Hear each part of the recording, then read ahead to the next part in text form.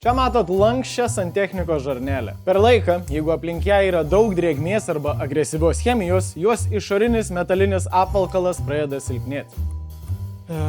Akivaizdžiai šitą dar nesusilpnėjus. Tokio tipo žarnelės susideda iš dviejų pagrindinių dalių. Iš išorinio metalinio apvalkalo skirto apsaugo žarnelę nuo išorinių pažeidimų. Ir tada iš vidinės guminės dalies, kuris sulaiko vandenį pačioj žarneliai. Net kai jūs užsukat kraną ir iš krano vanduo nebebėg, tai niekaip nesustabdo spaudimo pačioj žarneliai.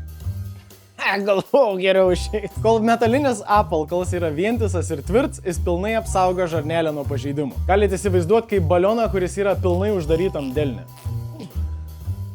Galit pūst kiek norit, tas balions neprisipūs. Bet tik jūsų delne atsiras tarps, per kurį balions gali tilpti, jis bandys per ten išsipūsti.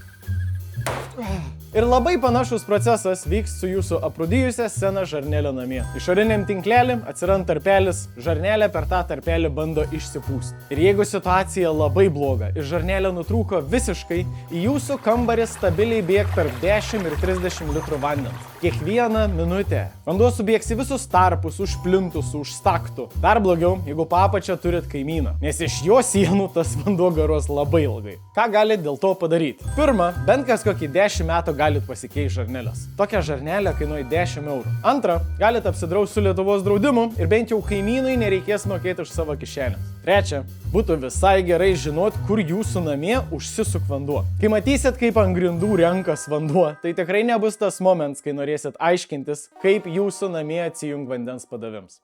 Kai malonaus.